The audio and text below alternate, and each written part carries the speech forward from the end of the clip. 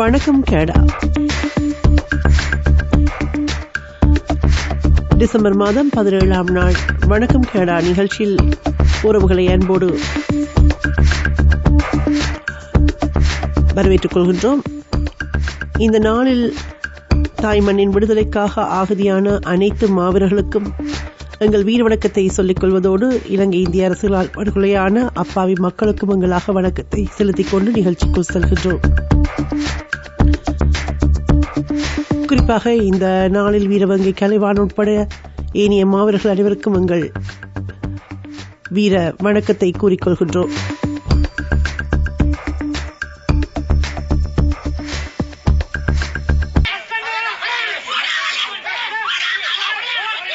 பெண்களையும் ஆண்களையும் குறிப்பாக காணி உரிமையாளர்களையும் தாக்கிய சம்பவம் காவல்துறையினர் இந்த அனுர அரசின் ஆட்சியில் நடைபெற்றிருக்கின்றது.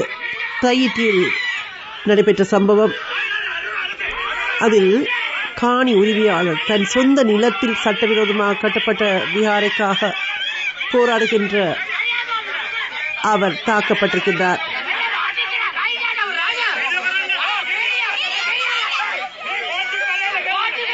பல ஊடகங்கள் இந்த செய்திகளை இருட்டடிப்பு செய்தன. ஆனால் மக்கள் அதை எடுத்து கொந்தளிப்பு நிலைக்கு எடுத்துச் சென்றார்கள், வெஞ்சினம் கொண்டார்கள்.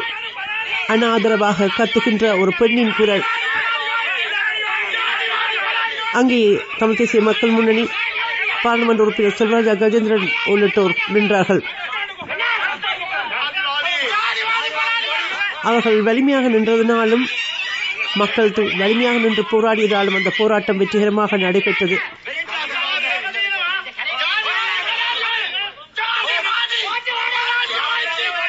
இனவாதம் பேசாதீர்கள் என்று கூறிக்கொண்டே காவல்துறை அதிகாரி போராடுகின்றவர்கள், அமைதி வழியில் போராடுகின்றவர்களை அடிக்கின்ற காட்சிகளை காண்கின்றோம்.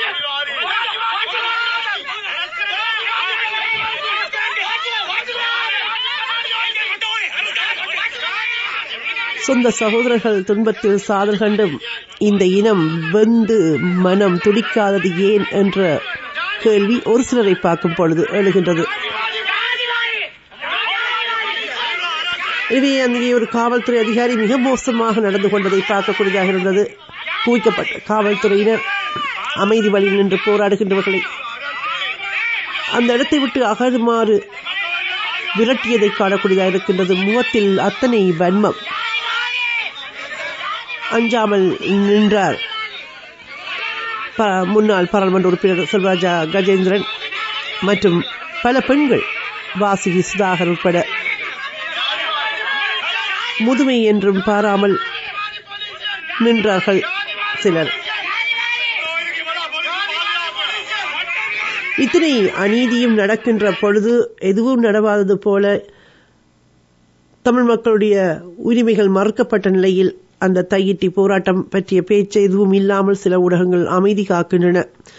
சிலர் அதை பற்றி எதுவும் நடக்காதது போல் தமிழினம் இன்னும் அளிக்கப்படுகின்ற அநீதியை மறுத்த நிலையில் இன ஐக்கியம் பற்றி பேசுகின்றது.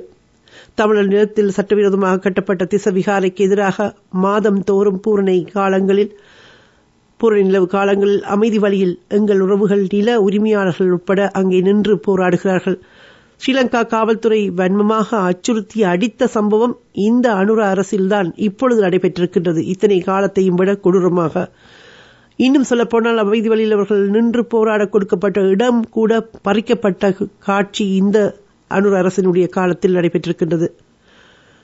அந்த வகையில் இந்த விடயங்கள் எல்லாம் செய்திகள் வராமல் இருக்கலாம் அல்லது பேசப்படாமல் இருக்கலாம். இவற்றை கடந்து அஞ்சாமல் நின்று போராடுகின்றவர்கள் தான் வரலாற்றை முன்னகர்த்துகின்றார்கள் என்ற வகையில் இன்றும் போராடிக் கொண்டிருக்கின்றவர்கள் தான் மக்களாக இருக்கின்றார்கள். அந்த மக்களுடைய போராட்டம் இன்றும் சொல்கின்ற ஒரு விடயம் இன்னும் தொடர்கிறது. எங்கள் மண்ணில் அநீதி, இனப்படுகொலை, நீதி வேண்டும் இனத்தின் அவலக்குரல்.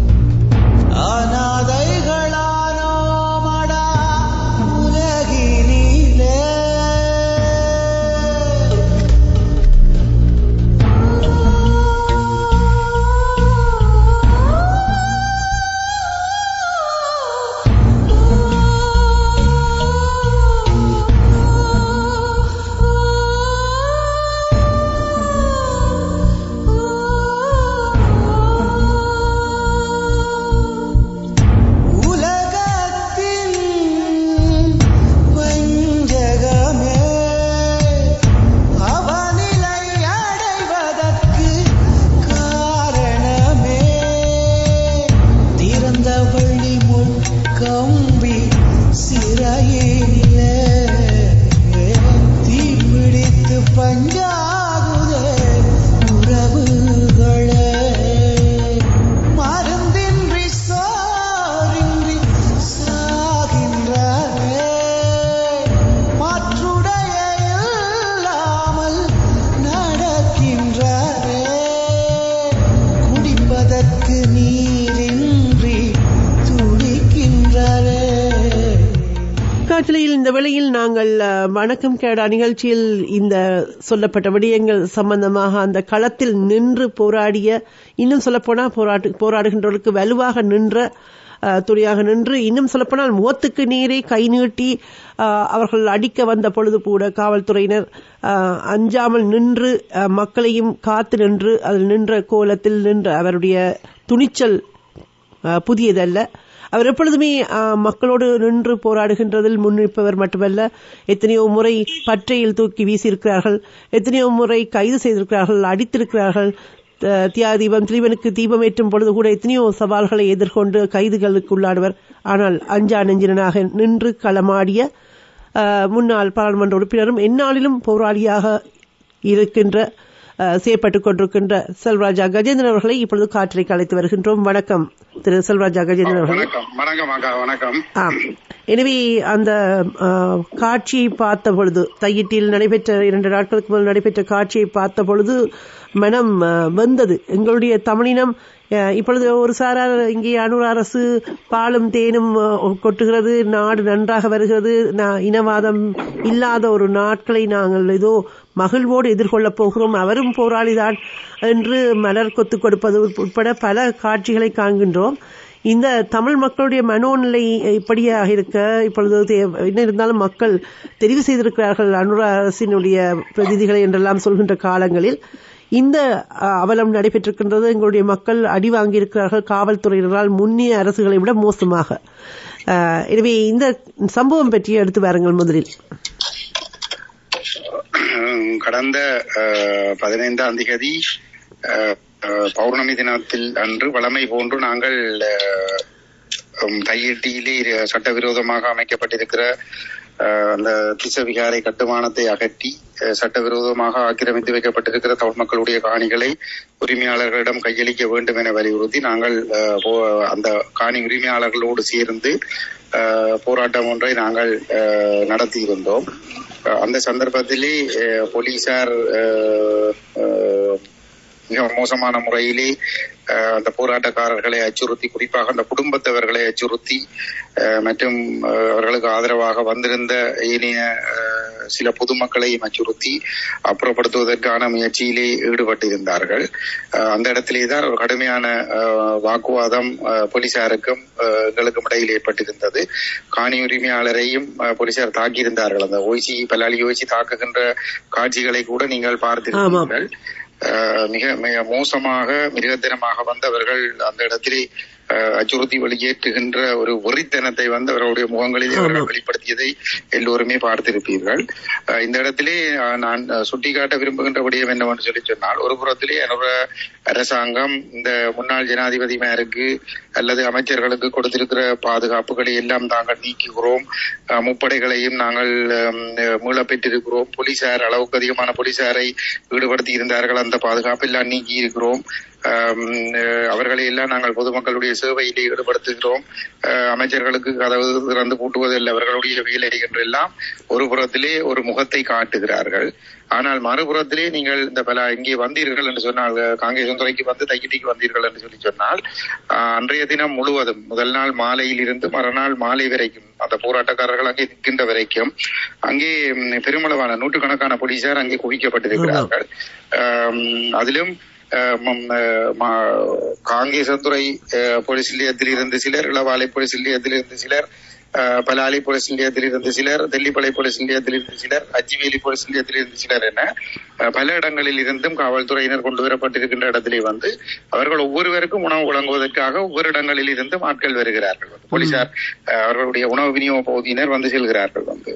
அப்ப அப்படி பார்க்கிற பொழுது ஒரு சட்டவிரோதமாக, ஒரு கள்ளத்தனமாக, திருட்டுத்தனமாக தமிழ் மக்களுடைய காணிகளை ஆக்கிரமித்து கட்டட அனுமதிகள் இல்லாமல் சட்டவிரோதமாக கட்டப்பட்டிருக்கிற ஒரு கட்டடத்தை பாதுகாப்பதற்கும், அங்கே சட்டவிரோதமாக தங்கியிருக்கிற ஒரு இனவரி பிடித்த அந்த பிக்குவுக்கு பாதுகாப்பு வழங்குவதற்காகவும், அந்த பிக்கு காலால் இடுகின்ற கட்டளையை தலையால் நிறைவேற்றுகின்றவர்களாக காவல்துறையினர் செயல்படுகிறார்கள் என்று சொல்லி சொன்னால், இந்த செலவுகள் எல்லாம் வீண் செலவுகள் இல்லையா என்கின்ற ஒரு பெரிய ஒரு கேள்வி இருக்கிறது.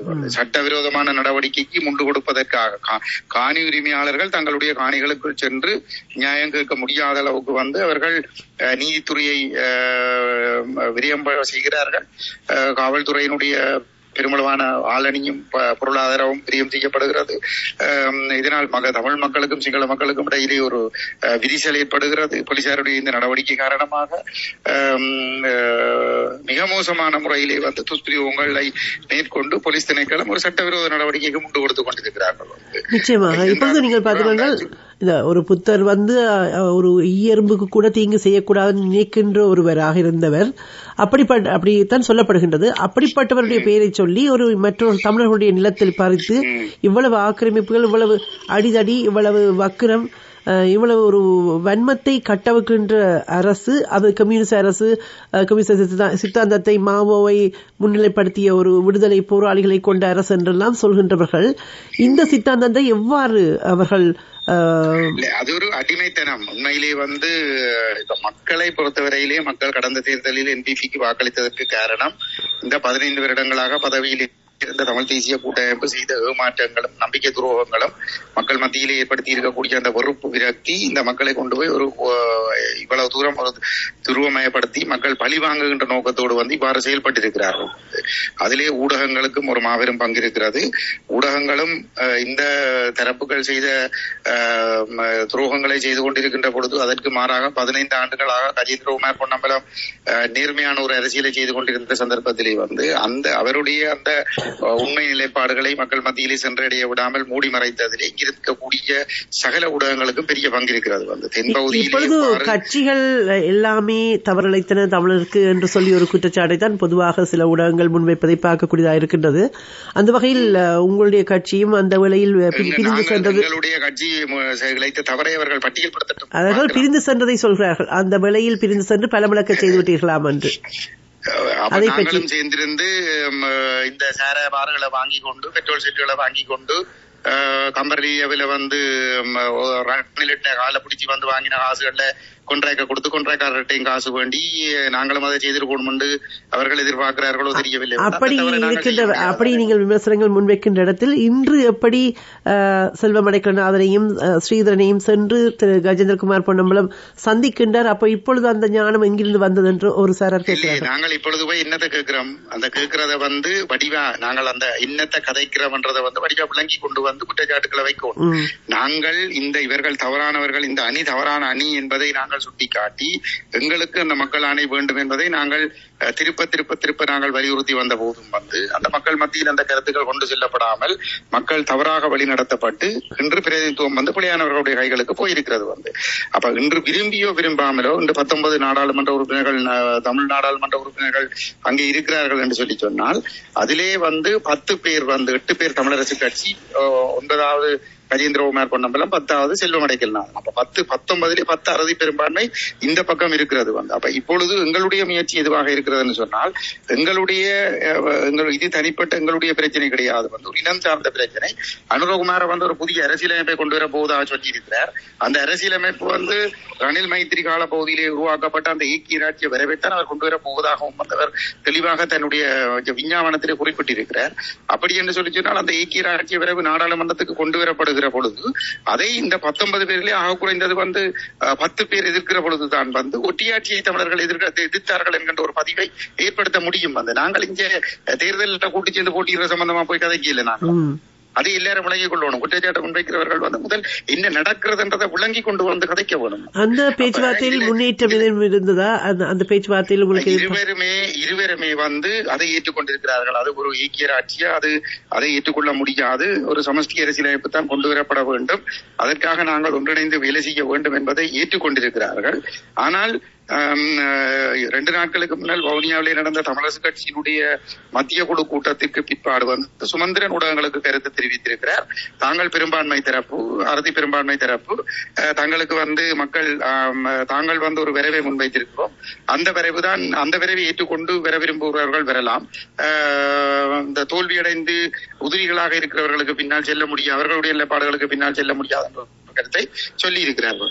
அப்ப இப்படிப்பட்ட ஒரு இடத்திலே வந்து ஸ்ரீதரன் அவர்கள் சொல்லி இருக்கிறார் வந்து கட்சியினுடைய நிலைப்பாட்டின் அடிப்படையில் தான் தாங்கள் செயல்பட வேண்டியவர்களாக இருக்கிறோம் என்ற ஒரு கருத்தை சொல்லி இருக்கிறார். ஆகவே எந்த அளவு தூரம் ஸ்ரீதரன் அவர்கள் எதிர்நீச்சல் போட்டு சம்பந்தனுடைய இந்த சுமந்திரனுடைய இந்த துரோகங்களை வந்து முறியடித்து அம்பலப்படுத்தி அந்த ஐக்கிய ராஜ்ய வரைவை நிராகரித்து ஒரு தமிழ் தேசம் அங்கீகரிக்கப்பட்ட சமஷ்டி என்ற நிலைப்பாட்டை நோக்கி ஏனையவர்களை அணிதிரட்ட போகிறார் என்பது ஒரு பெரிய ஒரு சவாலான ஒரு விடயமாகத்தான் இருக்கிறது. நாங்கள் மீண்டும் மீண்டும் நாங்கள் அவரிடம் கேட்டுக்கொண்டிருக்கிறோம் என்னவென்று சொன்னால் வந்து இந்த அரசியலமைப்பு ஐக்கிய ராஜ்ய வரைவு நாடாளுமன்றத்துக்கு கொண்டு வரப்படுகிற பொழுது வந்து பெரும்பான்மை ஆதரிக்குமாக இருந்தால் அதோடு தமிழர்களுடைய சரித்திரம் முடிவடை.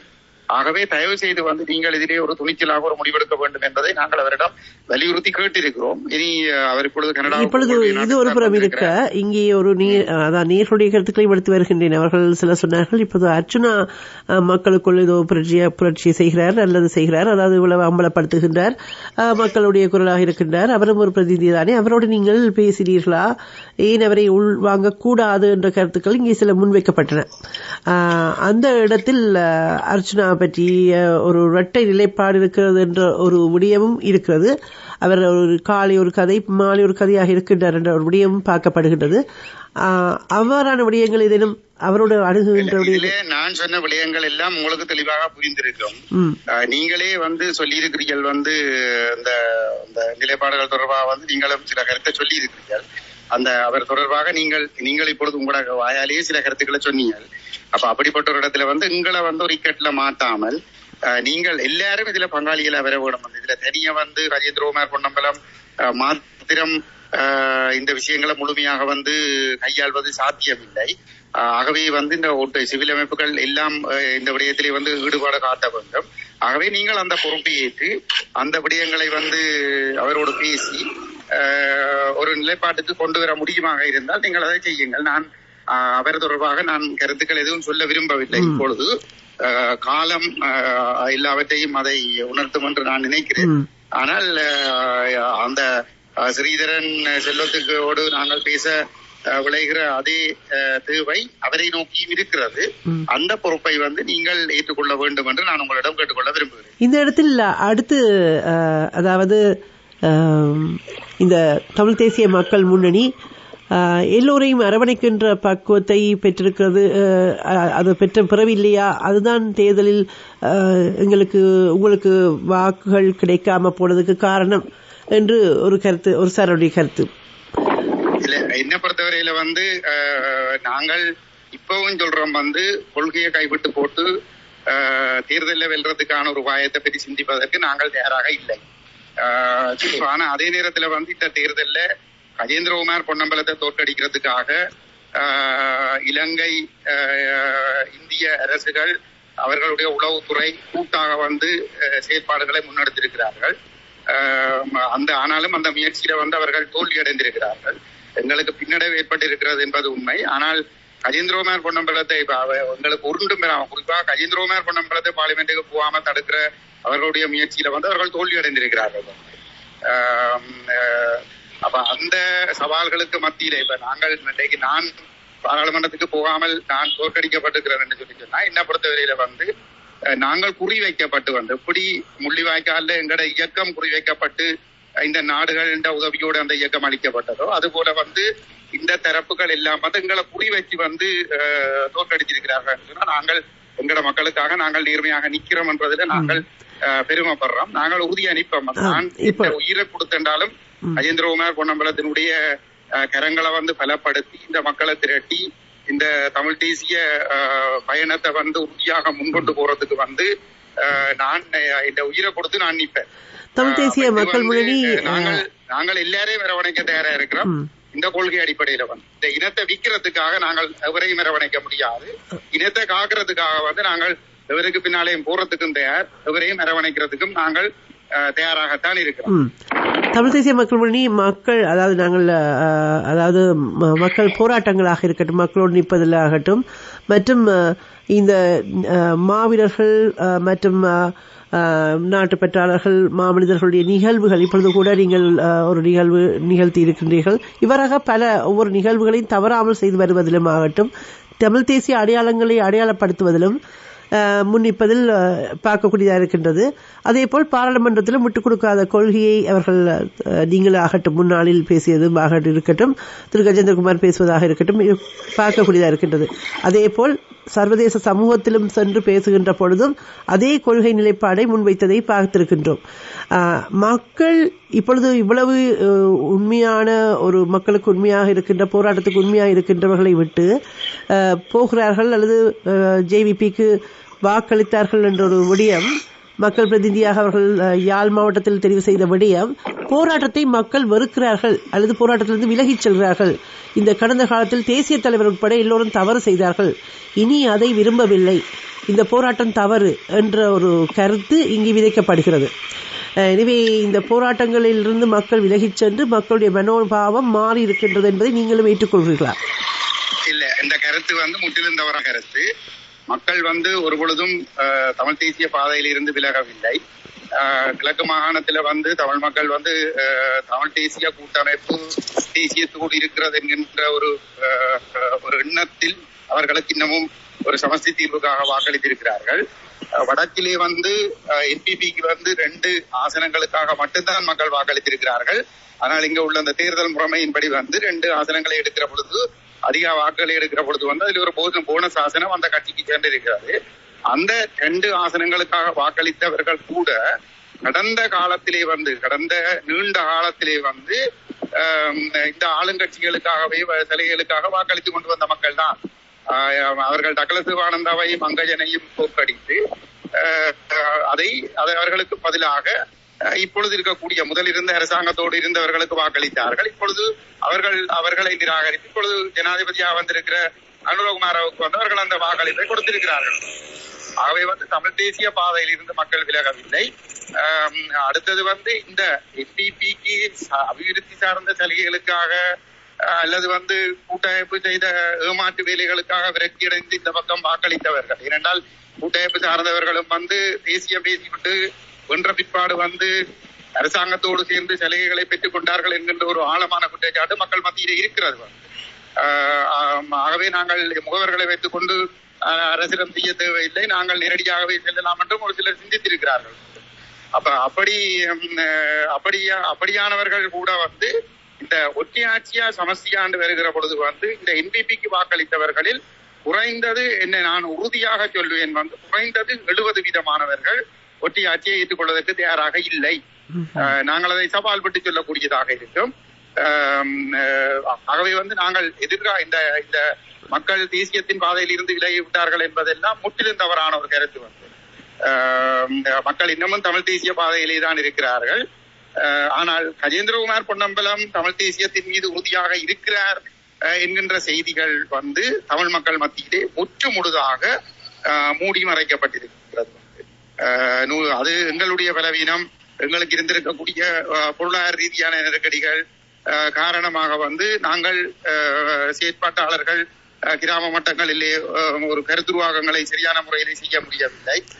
அதன் காரணமாக வந்து நாங்கள் ஒரு தரப்பாக இருக்கிறோம் என்கின்ற தகவல் கூட வந்து பெரும்பாலான மக்களுக்கு சென்றடையவில்லை. ஊடகங்கள் மூடி மறைத்த காரணத்தினாலே வந்து அந்த கருத்துக்கள் சென்றடையவில்லை. இந்த இடத்தில் பார்த்தீர்கள் என்றால் இந்த முறை தேர்தலில் நிறைய உதிரிகளாக சுயேட்சை வேட்பாளர்கள் களமிறக்கப்பட்டதையும் நிறைய வாக்குகள் வீணாகி போனது, செல்லுபடியற்றவையாக போனதையும் நாங்கள் பார்க்கக்கூடியதாக இருந்தது. அவற்றையும் கடந்து ஒரு விதமான எதிர்ப்பு வேண்டுமென்றே, அதாவது பொதுவாகவே கட்சிகளை தாக்குகின்ற சக்தியாக ஒரு சாரர் முளைத்து வந்ததோடு அவர்கள் தமிழ் தேசிய மக்கள் முன்னணியை குறிவைத்து தாக்குகின்ற செயற்பாடுகளை நாங்கள் பார்க்கணும். அவர்கள் உண்மையில் நாங்கள் எத்தனையோ முன்னாள் போராளிகளோடு பேசிக் கொண்டிருக்கிறோம். அவர்கள் கூட அதை வெறுக்கின்றார்கள் செயற்பாடுகள்.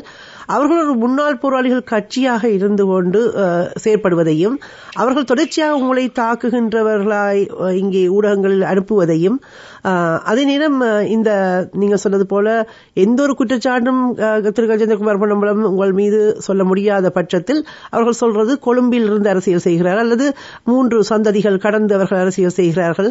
இப்படி ஏதேனும் ஒரு காரணத்தை சொல்லிக்கொண்டு அவர்கள் ஒரு வீண் வெறுப்பை கக்குவதை பார்க்கக்கூடியதாக இருக்கின்றது. இந்த குறிவைப்பு எதனால் வந்தது? அதோடு நான் பார்க்கின்றேன் அவர்கள் போராளி என்று அன்றுவை சொல்வதையும் இந்தியாவை போற்றுவதையெல்லாம் பார்க்கின்றோம். வெளிப்படையாக அவர்கள் அரசு சார்ந்து போகிறார்கள். இந்த தேசிய தலைவருடைய போராட்டமும் தவறு என்று சொல்வதையும் பார்க்கின்றோம். ஏனென்றால் கடந்த காலங்களில் இந்த ஆயுத போராட்டம் தவறு, இனி ஜனநாயக வழிதான் எங்களுக்கான தீர்வு என்று சொல்லிக்கொண்டு தமிழ் தேசிய மக்கள் முன்னணியை மட்டும் குறிவைக்கிறார்கள். எவ்வளவு ஊழல்கள் அந்த பிரச்சனைகள் யார் யார் செய்திருந்தாலும் மற்றவர்களை குறிவைப்பதில்லை. குறிப்பாக கஜேந்திரகுமார், செல்வராஜா கஜேந்திரன் ஆகியோரை குறிவைப்பதை பார்க்கின்றோம். எதனால்? இதுல இந்திய புலனாய்வு பிரிவினதும் இலங்கை புலனாய்வு பிரிவினதும் செல்ல பிள்ளைகள் தான் எங்களை குறிவைத்து தாக்குகிறார்கள். 13ஆம் திருத்த சட்டத்தை நாங்கள் நிராகரிக்கிறோம். 13ஆம் திருத்த சட்டத்தை வேண்டும் என்று சொல்லுகிற இந்தியாவும் சமஷ்டியை கொடுக்க மாட்டோம் என்று சொல்கிற இலங்கை அரசாங்கத்துக்கு எங்களை அளிக்க வேண்டிய ஒரு தேவை இருக்கிறது. ஆகவே அவர்கள் அந்த தரப்புகளுடைய தேவைகளை நிறைவு செய்வதற்காக எங்களை விமர்சிக்கிறார்கள். அவ்வளவுதான். இதுதான் சுருக்கமாக. ஆனால் அவர்கள் சொல்வது தாங்கள் முன்னாள் போராளிகள் அல்லது மாவீரர் தலைவர் என்று வார்த்தைக்கு போராளி தானே. கருணா முன்னாள் போராளி தான், பிள்ளையான முன்னாள் போராளி தான். இங்கே துவாரகா இங்க தலைவற்ற படத்தை போட்டதுக்காக ஆக்களை பிடிச்சு கொண்டு போய் கைது செய்து சிறையில வைக்கிறாங்க. மாவீரர் நாள் செய்ததுக்கு எங்கட உறுப்பினர்களை பிடிச்சு கொண்டு போய் சிறையில வைக்கிறாங்க. ஆனால் துவாரகா வாரான்னு சொல்லி புலிகளின் மீளுருவாக்கமாக புதிய தளபதியாக துவாரகா வாரான்னு சொல்லி கருத்துருவாக்கம் செய்கிறவர் சுதந்திரமா இங்க நடமாடுறாருன்னு சொல்லி சொன்னால் அவர் யாரால இயக்கப்படுறார் என்ற விடயங்களை எல்லாரும் விளங்கிக் கொள்ள வேணும். விலங்குதானே இப்பொழுது பல முன்னாள் போராளிகள் இதற்கு கண்டனங்கள் தெரிவித்திருக்கின்றார்கள் என்பதை கடந்து இப்பொழுது அரசியல் கைதிகளுடைய விடுதலைக்காகவும் தொடர்ச்சியாக குரல் கொடுக்கின்றவர்களாக நீங்கள் இருக்கின்றீர்கள். அவர்களுடைய நிலவரம் எவ்வாறு இருக்கின்றது? அரசியல் கைதிகளுக்காக தொடர்ந்து சென்று அவர்களை பார்த்து பெற்றோர்கள் அந்த குடும்பத்துக்கு ஆதரவு கொடுக்கின்றவர்களாக நீங்கள் இருக்கின்றீர்கள் என்பதை பார்க்கின்றோம். சிறையில் இருக்கின்ற அரசியல் கைதிகள் நிலவரம் எவ்வாறாக இருக்கின்றது? அவர்களை விடுதலை செய்ய வேண்டும் என்று கடந்த வாரமும் எங்களுடைய தலைவர் பாராளுமன்றத்திலே வலியுறுத்தி இருக்கிறார். நாங்கள் தொடர்ந்து அந்த அழுத்தங்களை கொடுத்துக் கொண்டிருக்கிறோம். அது மட்டுமில்லாமல் ஐக்கிய நாடுகள் சபையினுடைய ஒரு பிரதிநிதியை கடந்த வாரம் எங்களோட தலைவர் கொழும்பில சந்திச்ச பொழுதும் அந்த கருத்து வலியுறுத்தப்பட்டிருக்கிறது. கடந்த வாரம் நான் யாழ்ப்பாணத்திலே சந்திச்ச ராஜதந்திரிகளிடமும் நாங்கள் அந்த கருத்துக்களை நாங்கள் கொடுத்திருக்கிறோம், வலியுறுத்தி இருக்கிறோம். ஆகவே அந்த அழுத்தங்களை நாங்கள் தொடர்ச்சியாக கொடுத்துக் கொண்டிருக்கிறோம். இந்த இடத்தில் தமிழ் மக்களுக்கு சமஷ்டி தொடர்பில் ஆதரவினை இந்தியா வழங்க வேண்டும் என்று ஒரு கோரிக்கையை, அதாவது ஒரு கடிதத்தை தமிழ் தேசிய மக்கள் முன்னணியினால் இந்திய பிரதமருக்கு பாராளுமன்ற உறுப்பினர் கஜேந்திரகுமார் பொன்னம்பலம் அனுப்பியிருக்கின்ற செய்தியை அறிகின்றோம். உடனே இங்கே கதைகள் வருகின்றன. கஜேந்திரகுமார் பொன்னம்பலம் இந்தியாவை எதிர்த்தவர் இப்பொழுது இந்தியாவோடு சமரசம் பேசுகிறார் என்று. இந்த கடிதம் பற்றிய பின்னணி என்ன? இதுல அந்த இந்தியாவை எதிர்த்தவர், இந்தியாவை நாங்கள் ஒருபொழுதும் எதிர்க்கவில்லை. இந்தியாவுக்கு எடுபடியாக இருக்க முடியாது என்று மட்டும்தான் நாங்கள் சொல்லிக் கொண்டு வருகிறோம். நாங்கள் 2010ஆம் ஆண்டிலே நாங்கள் கூட்டமைப்பில் இருந்து வெளியேறுகிற பொழுது கூட வெளியேறி நாங்கள் முதலாவது எங்களுடைய கட்சியினுடைய உருவாக்கத்தில் இருந்து நாங்கள் சொல்லிக் கொண்டு வருகிறபடியும் இலங்கை இந்திய ஒப்பந்தத்தை நாங்கள் எதிர்க்கவில்லை. ஆனால் இலங்கை இந்திய ஒப்பந்தத்தின் அடிப்படையிலே தீர்வு என்ற பெயரில் கொண்டு வரப்பட்ட ஒற்றையாட்சிக்குட்பட்ட 13ஆம் திருத்தச் சட்டத்தை தான் நாங்கள் நிராகரிக்கிறோம். ஆகவே 13ஆம் திருத்தச் சட்டத்தை கைவிட்டு விட்டு இலங்கை இந்திய ஒப்பந்தத்திலே சொல்லப்படுகிற தீர்வு கொடுக்கப்படுதல் வேண்டும் என்பதற்கு அமைவாக ஒரு சமஷ்டி அரசியலமைப்பு கொண்டு வரப்பட வேண்டும் என்பதுதான் எங்களுடைய 15 வருட கால நிலைப்பாடாக இருக்கிறது.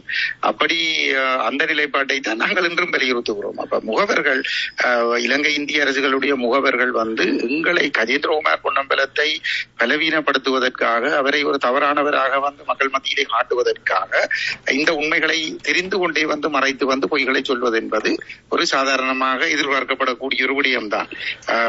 நாங்கள் அந்த கடிதத்தை அவர்கள் தெளிவாக வாசித்து பார்க்க வேண்டும். அந்த கடிதத்திலே நாங்கள் இப்ப நான் எங்கட தலைவர் ஆஸ்திரேலியாவில சிகிச்சைக்காக இருந்த பொழுது கூட அவர் என்ன இந்திய வெளிநாட்டு அமைச்சரை சந்திக்கிறதுக்கு போறதுக்கு என்ன போக சொல்லி இருந்தார். அதிலேயும் நான் இந்த கருத்துக்களை இதே கருத்தை எந்த மாற்றமும் இல்லாம இதே கருத்தை வலியுறுத்தி இருந்தான். அதே போல ஆகஸ்ட் 29ஆம் தேதி வந்த இந்திய தேசிய பாதுகாப்பு ஆலோசகர் அஜித் டோவாலுடையும் அதே கருத்தை நான் வலியுறுத்தி இருக்கிறான். அதே கருத்து தான் இன்றைக்கு மூலவும் வலியுறுத்தப்படாது. மொத்தத்தில் உங்களுடைய கருத்து 75 ஆண்டு காலமாக பின்பற்றப்பட்டு வருகின்ற அந்த கொள்கை, எங்களுடைய போராட்டத்தினுடைய நியாயங்கள், இனப்பிரச்சனை என்பது விடயமாக, அத்தோடு பொருளாதாரம், அரசியல் என்ற விடயங்களை வைத்துக் கொண்டு நீங்கள் அந்த கடிதம் அமைந்ததை நானும் பார்த்திருந்தேன். எனவே இந்த வேளையில் இந்த தூற்றுவார் தூற்றட்டும் போற்றுவார் போற்றட்டும் என்று பயணிக்கின்ற பயணம் சீராக இருக்கின்றவர்கள் வரலாற்றில் எப்பொழுதும் நிலை கொள்கின்ற மாந்தர்களாக இருப்பார்கள் என்ற ஒரு செய்தியை நான் உங்களுக்கு சொல்லிக் கொள்கின்றேன். அதே நேரம் இன்றும் போராடி கொண்டிருக்கின்ற மக்கள், அதே நேரம் முன்னாள் போராளிகள் பலர் இன்றும் காயப்பட்டிருக்கிறார்கள், பாதிக்கப்பட்டிருக்கிறார்கள், உணர்வோடு இருக்கிறார்கள். உங்களுடைய கட்சியிலும் இருக்கின்றார்கள், எல்லா கட்சிகளிலும் இருந்திருக்கிறார்கள் என்பதை காணுது. கொஞ்சம் தடங்களா போச்சிருக்க அந்த கேள்வி கேட்கணும். அதாவது இல்லை, நான் இன்னும் கேள்வி முடிக்கவில்லை. அதாவது போராளிகள் பற்றிய பார்வை ஏனென்றால் உண்மையில் அன்றும் போராடியவர்கள் இன்றும் இருக்கிறார்கள் போராட்ட குணத்தோடு, மக்கள் இருக்கிறார்கள் போராடும் குணத்தோடு. இவர்கள் கடந்து இன்று அரசுகளோடு ஒத்தோடிக் கொண்டிருக்கின்ற முன்னாள் போராளிகள் என்று சொல்கின்ற ஒரு சிலருடைய கருத்துக்கள், போராளிகள் பற்றிய முன்னாள் போராளிகளை நாங்கள் குறை சொல்கின்றோம் அல்லது அவர்களை விமர்சிக்கின்றோம் என்ற ஒரு கருத்து முன்வைக்கப்படுகின்றது. போராளிகள், அதாவது நீங்கள் தேசிய தலைவரோடு நேரடியாக சந்தித்தவர், அவருடைய உணர்வுகளை உள்வாங்கியவர், ஒரு இளைஞனாக, போராளிகள் பற்றிய உங்களுடைய நிலைப்பாடு, இது தனிப்பட்ட கேள்வி. அக்கா, இன்றைக்கு இலங்கை தீவில இருந்து வடகிழக்கு தமிழர்களை மையப்படுத்தி அரசியல் செய்கிற தரப்புகள்ல போராளிகளை அதிகமாக மதிக்கிற ஒரே ஒரு தரப்புன்னு சொன்னால் தமிழ் தேசிய மக்கள் முன்னணி மாத்திரம். கஜேந்திரகுமார் பொன்னம்பலமும் அவர் தலைமையிலான தமிழ் தேசிய மக்கள் முன்னணியும் மாத்திரம்தான். நாங்கள் இந்த ராஜேந்திர சந்திப்புகள்ல கூட கஜேந்திரகுமார் பொன்னம்பலம் வலியுறுத்தி இருக்கிறார் விடுதலை புலிகள் மீதான தடையை நீக்க வேணும் என்று சொல்லி. அதுல அவர் அந்த சந்தர்ப்பத்துல அவர் பயன்படுத்தின ஒரு வார்த்தை எப்படி என்று சொல்லி சொன்னால், இந்த இனத்தின் அரசியல் விடுதலைக்காக ஆயுதமேந்தி போராடினவர்கள் புனர்வாழ்வு அளிக்கப்பட்டு சமூகத்துல பல ஆயிரக்கணக்கானவர்கள் இருக்கிறார்கள். அவர்கள் 2009 வரைக்கும் நடத்தின அந்த நிர்வாகம் ஒரு மிகச்சிறந்த ஒரு சேவையை மக்களுக்கு வழங்கினபடியால் தான் போராட்டம் மௌனிக்கப்பட்ட பிற்பாடும் இன்றைக்கு அந்த போராட்டத்தை மக்கள் புனிதமாக கருதுகிறார்கள். அவ்வாறு அந்த சேவையை வழங்கினவர்கள் பல ஆயிரக்கணக்கானவர்கள் இன்னைக்கு வெளியில வாய் திறந்து ஒரு கருத்து சொல்ல முடியாத அளவுக்கு இந்த பயங்கரவாத தடை சட்டம் ஒரு மிக கொடூரமான ஒரு சட்டமாக அவர்களுக்கு எதிராக பயன்படுத்தப்பட்டு கொண்டிருக்குது. அப்ப இந்த இடத்துல சர்வதேச தரப்புகள் இந்த இயக்கத்திற்கு தடையை தொடர்ந்து நீடிக்கிறது இலங்கை அரசாங்கம் தொடர்ந்தும் தடையை நீடிக்கிறதுக்கும் பயங்கரவாத சட்டத்தை தொடர்ந்தும் இந்த போராளிகளுடைய குரல் வழியை நசுக்கிறதுக்கு தான் பயன்படுத்திருக்கிறது. அதுல குறிப்பாக ஒரு அந்த சமூகத்தினுடைய மிகுந்த ஆற்றல் மிக்கவர்கள் அந்த கிரீம் ஆஃப் த சொசைட்டி என்று சொல்லக்கூடியவர்கள் பல ஆயிரக்கணக்கானவர்கள் தங்களுடைய இள வயதுகள்ல இந்த போராட்டத்தில் இணைந்திருக்கிறார்கள். அவர்கள் தான் இந்த போராட்டத்துல இந்த போராட்டத்தை மிகச்சிறப்பாக முன்னுக்கு நகர்த்தி இருக்கிறார்கள். அப்ப அவர்கள் இன்னும் தங்களுடைய அந்த அரசியல் லட்சியத்துல உறுதியா இருக்கிறார்கள். ஆனால் வாய் திறந்து கலைக்க முடியாம இருக்கிறார்கள். ஆகவே இந்த தடை நீக்கப்பட்டால் தான் அவர்களுடைய பங்களிப்பு ஜனநாயக ரீதியாக இந்த அரசியல் விடுதலையை வென்றெடுக்கிறதுல அவர்கள் அந்த பங்களிப்பை வழங்கக்கூடியதாக இருக்கும் என்று சொல்லி. ஆகவே இதுக்கு நான் சாட்சி விளங்குதானே, இதுக்கு நான் சாட்சி அப்ப அது மட்டுமல்லாமல் அந்த அதாவது 13ஆம் திருத்த சட்டத்தை வலிந்து நியாயப்படுத்துறவர்களை விடுதலை புலிகள் இயக்கமே வந்து ஏற்றுக்கொண்டது கிடையாது. அப்ப அந்த விடுதலை புலிகள் இயக்கம் இறுதி வரை வந்து ஏற்றுக்கொள்ள மறுத்த 13 வலியுறுத்துகிறவர்களை நாங்கள் ஒரு பொழுதும் அது சிவபெருமானாக இருந்தாலும் நாங்கள் ஏற்றுக்கொள்ளப் போவதில்லை. ஆகவே வந்து 13ஆம் திருத்த சட்டத்தை வலியுறுத்தி கொண்டு சமஷ்டியை நிராகரித்து கொண்டு 13 வலியுறுத்துகிறவர்களோட வந்து சேர்ந்து நின்று கொண்டு நாங்கள் வந்து அவர்களை ஆதரிக்கணும் என்று சொல்லி அவை யாரும் எதிர்பார்த்தால் அல்லது அவர்கள்ட்ட கருத்துக்கு மறுத கருத்தை நாங்கள் சொன்னால் அதை வந்து போராளிகளுக்கு எதிரான கருத்தாக கருதக்கூடாது. அது போராளிகளுக்கு எதிரான கருத்து அல்ல. விடுதலை புலிகள் இயக்கத்தினுடைய அரசியல் நிலைப்பாட்டுக்கு எதிராக செல்பவர்கள் போராளிகளாக ஒரு பொழுதும் இருக்க முடியாது. ஏனென்று சொன்னால் இந்த நிலைப்பாடுகளுக்கு மாறாக சென்றவர்கள் கடந்த காலத்தில் மரண தண்டனை கூட கொடுக்கப்பட்டிருக்கிறது. ஆகவே வந்து அந்த அரசியல் நிலைப்பாடுகளை வந்து கைவிடுகிறவர்கள் விமர்சனங்களை சந்தித்தே ஆக வேண்டும். சரி, இந்த வேளையில் இப்பொழுது உறவுகள் காத்திருக்கின்றார்கள். அவளை இணைத்துக் கொண்டு நான் நிறைவு தகவலோடு உங்களை இணைத்துக் கொள்கின்றேன். காற்றலையில் வணக்கம் கேடா நிகழ்ச்சியோடு உறவுகள் இணைந்திருக்கின்றீர்கள். காற்றலையில் உறவுகள் இணைந்து இப்பொழுது சில நிமிடங்கள் பேசலாம். அங்கே இணைந்திருக்கின்ற முதல் உறவு வணக்கம். வணக்கம், காற்றலையில் இருக்கின்றீர்கள், பேசுங்கள். வணக்கம். வணக்கம் ஸ்ரீகுமார் ஐயா. வணக்கம் திரு கஜேந்திரன் அவர்களே. நிச்சயமாக இந்த உள்ளூராட்சி தேர்தல் மட்டுக்கும் அதற்கு எதிராக முன்னாள் அரச தலைவர்களால் நியமிக்கப்பட்ட போலீஸ் உத்தியோகத்தர்கள் அனிலாவுக்கு இந்த உள்ளூராட்சி தேர்தலுக்கு வராமல் இருப்பதற்காக மக்கள் அவர் மீது வெறுப்பு கொள்வதற்காக இப்படியாக செய்கிறார்களோ தெரியவில்லை. இந்த உள்ளூராட்சி தேர்தலில் வைத்துக்கொண்டு இவர்கள் அது மட்டுக்கும் புறமாக காத்துக் கொண்டிருப்பார்கள். கட்சி அதுக்கு பிறகு பழைய பகுதி கலவரத்தினுடைய எண்ணமைத்தான் அவர்கள் செயற்படுவார்கள். ஆனபடியால் நிச்சயமாக சமஷ்டி அடிப்படையிலான தீர்வுக்கு தனி ஒரு மனிதனாக இருந்தாலும் கஜேந்திரகுமார் பொன்னம்பலம் அவர்கள் நிச்சயமாக எமது இலக்கு நோக்கித்தான் நகர்வார் என்ற எந்த விதமான சந்தேகமும் இல்லை. அவர் செயற்படும் பொழுது பல குறுக்கீடுகள் வந்து கொண்டுதான் இருக்கின்றன. மக்களுக்கு தெளிவூட்ட வேண்டிய அவசியம் இருக்கு. இப்ப உள்ளூராட்சி தேர்தலாவது மக்களுக்கு இளைஞர்களுக்கு தெளிவூட்டி உள்ளூராட்சி தேர்தலில் அலையோ அல்லது இதுகளை சொல்லி, அதாவது ஒற்றையாட்சியின் கீழ் இவர்கள் தீர்வை பெற்றுக் கொடுக்கப்பட வேண்டியதை சொல்லித்தான் மக்கள் வாக்கு கேட்க தமிழிசை கட்சியாக இருந்தாலும் அவர்கள் அதற்கு எதிராக செயற்படும் பொழுது மக்கள் நிச்சயமாக விழிப்புத்தான் விடுதலைக்கு வழி என்று சொல்ற மாதிரி மக்களுக்கு விழிப்புணர்வு தான் முக்கியம். வாய்ப்புக்கு நன்றி விடுமுறை. நன்றி, வணக்கம். உறவுகளின் கருத்துக்களை எடுத்து வருகின்ற நிமிடங்கள். எனவே உறவுகள் நீங்கள் மலைக்கலாம் 4162260699. இப்பொழுது ஆமாம், அந்த கேள்வியை அதாவது அந்த விடயத்தை சொல்லும் பொழுது இந்த தேர்தலில் உங்களுடைய பரப்புரை போதவில்லை என்றும் இப்பொழுது நீங்கள் திரு செல்வராஜா கஜேந்திரன் அவர்களே உங்களுடைய பரப்புரைகளில் நீங்கள் வாக்களியுங்கள், திரு கஜேந்திரகுமார் அவர்களுடைய கைகளை பலப்படுத்துங்கள் என்று கொள்கைக்கான ஒரு வாக்குகள் கேட்டீர்கள் என்பதை நாங்கள் அறிவோம். நீங்கள் உங்களுக்காக கேட்டது குறைவாக இருந்தது. அதே போல் திரு கஜேந்திரகுமாரன் தான் செய்த எந்த ஒரு விடயத்தையுமே அவர் சொன்னதில்லை. எங்கேயும் தனக்காக அவர் வாக்கு எங்கேயுமே கேட்டதை நாங்கள் பார்க்கவில்லை. எனவே நாங்கள் இவ்வளவு நன்மைகள் செய்கின்றவர்கள் அதை மக்களிடம் கொண்டு செல்கின்ற விடயத்தில் அணியாக கட்சியாக பரப்புரை விடயத்தில் தேர்தல் என்று வருகின்ற பொழுது அதில் நீங்கள் பலவீனமாக இருந்தீர்களா, பொருளாதாரத்துக்கு அப்பால் அந்த உங்களுடைய மனோநிலை அவ்வாறானதாக இருக்கிறதா என்ற ஒரு கேள்வி இருக்கின்றது. ஏனென்றால் பொதுவாக சுகாஷனுடைய உரைகளில் இருந்த விடயங்கள் பார்த்திருக்கின்றோம். ஆனால் பொதுவாக எங்களுக்கு வாக்களியுங்கள் என்ற விடயத்தை முன்னிலைப்படுத்தி மிக பரப்புரையாக சொல்கின்ற விடயத்தில் நீங்களோ திரு கஜேந்திரகுமார் பொன்னம்பலம் அவர்களோ ஒருபோதும் முன்னிப்பதில்லை. அது ஒரு பலவீனமாக பார்க்கப்படுகிறதா அல்லது உள்ளூர் அடுத்த தேர்தல்களில் நாங்கள் இது பற்றிய விடயங்கள் கவனம் எடுக்க இருக்கிறீர்களா?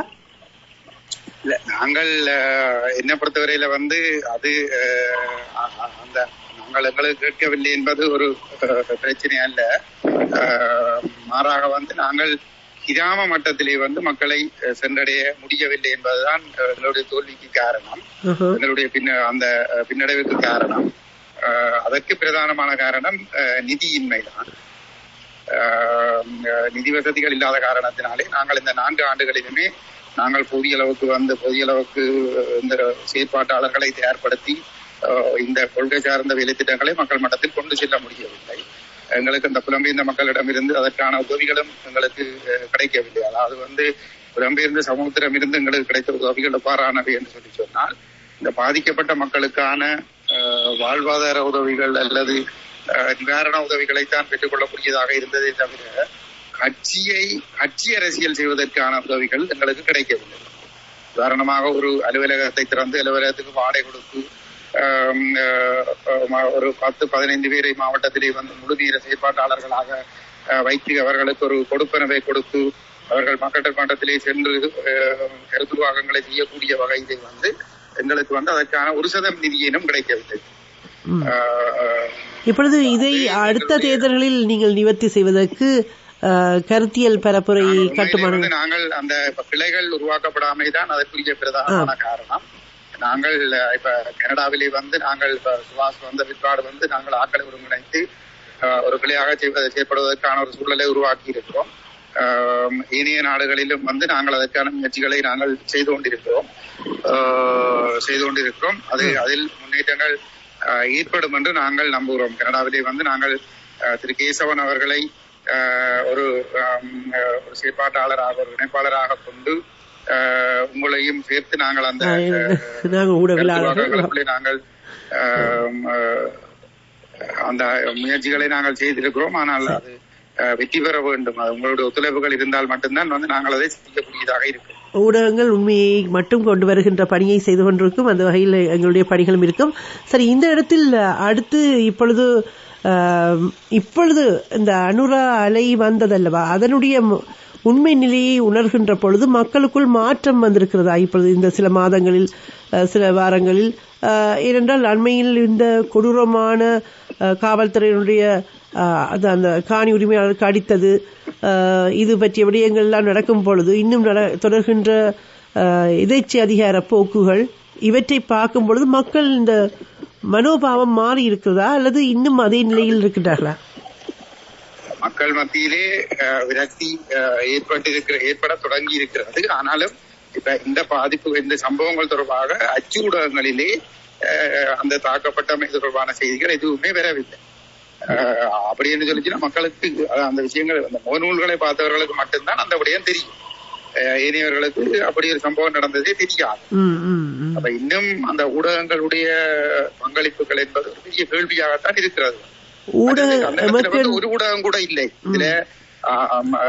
லைக் தமிழ் என்ற ஒரு முகநூல் ஊடாக இந்த செய்திகளை கொண்டு செல்கிற ஒரு நபர் மாத்திரம் தான் அங்கு நின்று இருந்தார். வேறு எந்த ஊடகங்களும் அந்த 2 நாளிலும் அந்த பக்கமே வரவில்லை.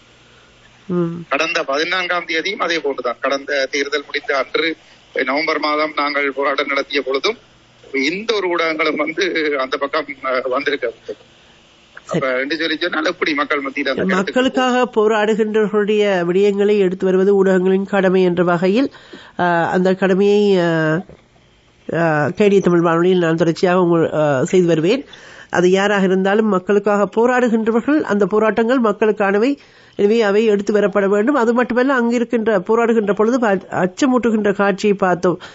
போராடுகின்ற அந்த பெண்கள் மற்றும் நீங்கள் மற்றும் அந்த வயதானவர்கள் இப்படியெல்லாம் இருக்கின்றவர்களை அச்சுறுத்துகின்ற இதற்காக குவிக்கப்பட்ட தடைகள் எல்லாம் வைத்து மிக மோசமான ஒரு முறையில் அமைதிய வழியில் போராடுகின்றவர்களை புத்தரின் பெயரால் செய்த கொடூரம் என்பது மன்னிக்க முடியாது. இதை அடுத்த கட்டத்துக்கு எடுத்துச் செல்கின்ற வகையில் ஏதேனும் இது ஒரு இனப்படுகொலையின் கூறு என்று சொல்லி எடுத்துச் செல்வதற்கான வழிமுறைகள் முன்னெடுக்கப்படுகின்றனவா? அதுல அந்த இடத்துல அந்த ஓய்சி எனக்கு சொன்னார், நீ இப்ப எம்பி இல்ல என்றதை நினைவுல வச்சு நாங்கள் மக்கள் வந்து அச்சுறுத்தினார். இல்ல அவர்கள் வந்து என்னன்னா வளமையா வந்து பொதுமக்கள் போராடுகிற பொழுது வந்து அவர்கள் இலகுவாக வந்தவர்களுக்கு எதிராக ஒவ்வொரு பொய்யான குற்றச்சாட்டுகளை சுமத்தி ஐடென்டி கார்டுகளை வாங்கி உன்னுடைய அடையாள அட்டை இருக்கா, நீ என்ன இதுல வந்த நீ உன்ன சொல்லி ஐடென்டி கார்டு இல்லாட்டிலும் வந்து போலீஸ் கைது செய்யலாம், சட்டப்படி வந்து கைது செய்யலாம். அப்ப அப்படியான செயற்பாடுகளை செய்து வந்து இவ்வளவு தூரம் அச்சுறுத்தி வந்து ஆக்களை வந்து இந்த போராட்ட காலத்திலிருந்து விலட்டாமோ அவளை செய்கிறது வந்து. அப்ப நாங்கள் அந்த இடத்துல தொடர்ச்சியாக போராடுகிறவர்கள் நிக்கிற பொழுது வந்து அவர்களுக்கு வந்து அது ஒரு மிக இடைஞ்சலான ஒரு விடயம் வந்து. அப்ப அவர்கள் அந்த நான் பாராளுமன்றத்துல பதவியில இல்லை என்றதை வச்சு கொண்டு அச்சுறுத்தலாம் என்றும் முயற்சி செய்தவர்கள் வந்து. ஆனால் நாங்கள் அதற்கு அடிபணியவில்லை. இந்த இடத்தில் சிவில் சமூக அமைப்புகள் அவர்களோடு ஒருங்கிணைந்து போவது அல்லது அவர்களை ஒருங்கிணைப்பது அல்லது இது போன்ற மக்கள் தொழிற்சங்கங்கள் மற்றும் இவற்றை கட்டுமானங்களோடு இணைந்து பயணிப்பது பற்றிய உங்களுடைய கட்சி முடிவுகள் எவ்வாறு இருக்கின்றன? எங்களுடைய இப்ப ஒரே குறிக்கோள், எங்களுக்கு இருக்கிற ஒரே கரிசனை, எங்களுக்கு இருக்கிற ஒரே தலைவடி வந்து இந்த புதிய அரசியலமைப்பு ஒரு ஒட்டியாட்சி அரசியலமைப்பாக நாடாளுமன்றத்துக்கு கொண்டு வர ஒப்பேற்றப்பட போகிறது என்பதுதான். அதை முறியடிப்பதற்கு வந்து நாங்கள் பல்வேறுபட்ட தரப்புகளோடும் வந்து நாங்கள் பேசிக் கொண்டிருக்கிறோம். பாராளுமன்றத்தில் இருக்கக்கூடிய வடகிழக்கில் இருந்து சென்ற அனைத்து தமிழ் தரப்புகளையும் சொல்ல போனால் வந்து ஜிவிபி தரப்பில் இருந்து சென்ற தமிழர்கள் கூட இந்த மக்கள் எழுச்சி ஒன்று சரியாக ஏற்படுமாக இருந்தால் அவர்கள் அந்த அரசியலமைப்பை ஆதரிப்பதற்கு அஞ்சுகின்ற நிலைமையை ஏற்படுத்த முடியும் என்று. ஆனால் அதுக்கு ஒரு பேரெழுச்சி ஒன்று ஏற்பட வேண்டும். லட்சக்கணக்கான மக்கள் திரளுகிற பொழுது வந்து அவர்கள் தாங்கள் இந்த சமூகத்தில் துரோகிகளாக இனங்காலப்படுவோம் என்கின்ற ஒரு அச்சம் ஏற்படுமாக இருந்தால் அவர்கள் ஒரு பொழுதும் இந்த ஒட்டியாட்சி அரசியலமைப்பை ஆதரித்து வாக்களிக்க முடியாது. அந்த நிலைமையை ஏற்படுத்த வேண்டும் என்பதுதான் எங்களுடைய கருத்து. அதற்காக நாங்கள் இந்த தரப்போடும் வந்து நாங்கள் இறங்கி சென்று பேசுவதற்கு தயாராக இருக்கிறோம். இல்லைன்னு சொல்லி சொன்னால் வந்து இப்ப நாங்கள் தேர்தல் முடிஞ்ச கையோட வந்து தேர்தலில் எங்களுக்கு எதிராகவே வந்து முழு பிரச்சாரங்களையும் செய்து அப்பட்டமான பொய்களை எல்லாம் சொல்லி பிரச்சாரம் செய்த தரப்புகளோட வந்து போய் நாங்கள் அணுகி கதைக்க வேண்டிய தேவை எங்களுக்கு இல்லை. ஆனா இதை வந்து நாங்கள் எங்களுடைய ஒரு சொந்த பிரச்சனையாக கருதுகிறபடியால் வந்து இந்த அரசியலமைப்பை தோற்கடிக்க வேணும், முறியடிக்க வேணும், ஒரு சமஷ்டி அரசியலமைப்பை கொண்டு வர சூழல் உருவாக்க வேணும் என்று நாங்கள் கருதுகிறபடியால் தான், அது ஒரு பிரதான பிரச்சனையாக கருதுகிறபடியால் தான் நாங்கள் அதை செய்து நாங்கள் வந்து. ஆகவே நாங்கள் அதில இந்த கௌரவ பிரச்சனையும் எங்களுக்கு இல்லை, எந்த ஒரு ஈகோ பிரச்சனையும் எங்களுக்கு இல்லை வந்து. எங்களுக்கு இருக்கிற ஒரே ஒரு கரிசனை வந்து இந்த இனம் காப்பாற்றப்பட வேணும், அது மட்டும்தான் எங்களோட கரிசனை வந்து. இனத்துக்காக நாங்கள் எவ்வளவு தூரமும் எங்களை எளிமைப்படுத்தி நாங்கள் மக்களிடம் செல்வோம் என்ற விடயத்திலும் அல்ல எவரிடமும் செல்வோம், ஆனால் கொள்கையை விட்டுக் கொடுக்க மாட்டோம் என்ற விடயத்தில் அன்று மண்ணுக்காக போராடியவர்கள் தேசிய தலைவருடைய காலத்தில் அது அந்த விட்டுக் கொடுக்காத தன்மையினால் தான் இன்றும் எழுச்சியோடு நாங்கள் முள்ளந்தண்டுகளை நிமித்தி நிற்கின்றோம் தமிழர்கள் என்று கூறிக்கொண்டு, எனவே அந்த கொள்கை வழி நின்று பயணிக்கலாம் என்ற நம்பிக்கையோடு பயணித்துக் கொண்டிருக்கின்ற உங்களுக்கு வாழ்த்துக்களை சொல்லிக் கொள்கின்றோம். நிறைவாக புலம்பெயர்ந்த தமிழர்களுக்கு நீங்கள் சொல்கின்ற செய்தியோடு நாங்கள் நிகழ்ச்சியை நிறைவுக்கு கொண்டு வருவோம். நாங்கள் புலம்பெயர்ந்த மக்களிடம் கேட்டுக்கொள்ள விரும்புகின்ற விடயம் என்னவென்று சொல்லி சொன்னால், தயவு செய்து வந்து நீங்கள் அமைதியாக இருக்காதீர்கள். இருக்கக்கூடிய அமைப்புகள் அனைத்தும் திரண்டு இந்த ஒட்டியாட்சி அரசியலமைப்பை வந்து நாங்கள் நிராகரிக்கிறோம், ஒட்டியாட்சிக்கு உட்பட்ட தீர்வை நாங்கள் ஏற்றுக்கொள்ள மாட்டோம் என்பதை தெளிவாக சொல்ல வேண்டும். குறிப்பாக 16ஆம் ஆண்டுக்கும் 19ஆம் ஆண்டுக்கும் இடையில் ரணில் மைத்திரி அரசால் தயாரிக்கப்பட்ட வரைவு, ஒட்டியாட்சி வரைவு, அதனை நாங்கள் ஒருபொழுதும் ஏற்றுக்கொள்ள மாட்டோம். தமிழ் தேசம் முறைமை அங்கீகரிக்கப்பட்ட ஒரு சமஷ்டி தீர்வு வேண்டும் என்ற ஒரு நிலைப்பாட்டை நீங்கள் எல்லோரும் வெளிப்படுத்த வேண்டும். நீங்கள் இந்த விடுதலை போராட்ட நேர்மையாக இருக்கக்கூடியவர்கள், இந்த விடுதலை போராட்டத்திற்காக உங்களுடைய உழைப்பிலே மிகப்பெரிய பெரும்பான்மையான உழைப்பை வந்து அந்த போராட்டத்திற்காக கொடுத்தவர்கள், இன்று நீங்கள் அமைதியாக இருக்கிற பொழுது அல்லது இந்த ரேடியோல காய்ச்சி போட்டு போய் மூடப்பாட்டில் இருக்க இந்த இனத்தை விற்கிறவர்கள் வந்து இன்றைக்கு அனுரகுமார இந்தியாவுக்கு போறதுக்கு கொழும்புக்கு வந்து இமாலய பிரகடனத்தை கொடுத்துட்டு போறாங்க. இமாலய பிரகடனம் என்றது 13ஆம் தேதி. அப்ப எதிரி வந்து ஆக்டிவா வேலை செய்கிறான். தமிழ் சமூகத்துக்குள்ள இருக்கக்கூடிய எதிரியின் முகவர்கள் அவர்கள்ட்ட வென்ற அந்த கூலிக்காக வந்து அவர்கள் வந்து மிக தீவிரமா செயல்படுகிறார்கள். ஆனால் இன்றைக்கும் வந்து எங்களுக்கு தேசிய தலைவர் கொண்டு வந்த அந்த கொள்கையோட அதுதான் வேணும்ன்றதோட ஊதியா இருக்கிற தரப்புகள் வந்து எங்கட பாட்டுல நாங்கள் வேலை செய்கிற இடங்கள்ல இருந்து யூடியூபை பார்த்து, பேஸ்புக்கை பார்த்து நாங்கள் எங்களுக்கு அதுதான் வேணும்னு சொல்லிக்கொண்டு எங்கட பாட்டுல நாங்கள் இருக்கிறோம். ஆனா அவன் கூட்டு சேர்ந்து ஒரு வேலை திட்டத்தை செய்கிறான் வந்து. இப்ப வந்து கனடாவில் இருக்கக்கூடிய புலம்பெயர் தமிழர்கள் நேர்மையானவர்கள் கொள்கையோடு இருக்கக்கூடியவர்கள் வந்து இன்றைக்கு ஒரு மகஜர் கொடுக்கப்பட்டிருக்கணும். அந்த ஒற்றையாட்சிக்கு எதிராக அந்த 16ஆம் ஆண்டு கொண்டு வரப்பட்ட வரைவுக்கு எதிராக தமிழ் தேசம் அங்கீகரிக்கப்பட்ட ஒரு சமஷ்டி வேணும் என்றதை வலியுறுத்தி வந்து கொடுக்கப்பட்டிருக்க வேணும். ஆனால் அது கொடுக்கப்படவில்லை. அப்படின்னு சொல்லிச்சுனால் இந்த இமாலய பிரகடனம் செய்கிற தரப்பு தான் தமிழ் மக்களோட பிரதிநிதிகள் ஒரு நிலப்பாடு தானே வந்து வெளியில கொண்டு வரப்படுது. அப்ப இந்தியாவுக்கு போறதுக்கு முதல் வந்து தமிழரசு கட்சி அதை செய்யல. தமிழரசு கட்சி சொல்ல வந்து ஒற்றையாட்சிக்கு வேண்டாம் வேணும் என்று சொல்லி வந்து இது செல்வம் அடைக்கலாம் அந்த கருத்தை சொல்லி இல்லை. நாங்கள் மட்டும்தான் அந்த கருத்தை சொல்லி இருக்கிறோம்.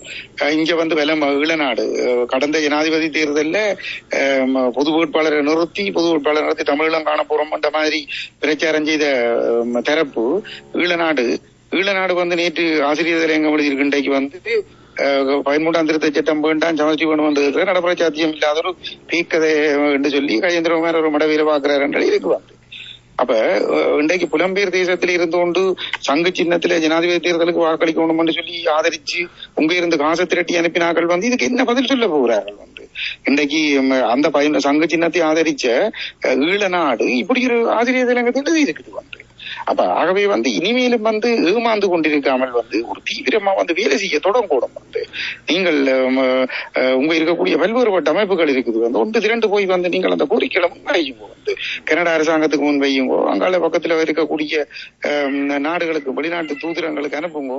அதுகளை வந்து தொடர்ந்து செய்யுங்கோ. இந்தியாவுக்கு இந்த இந்திய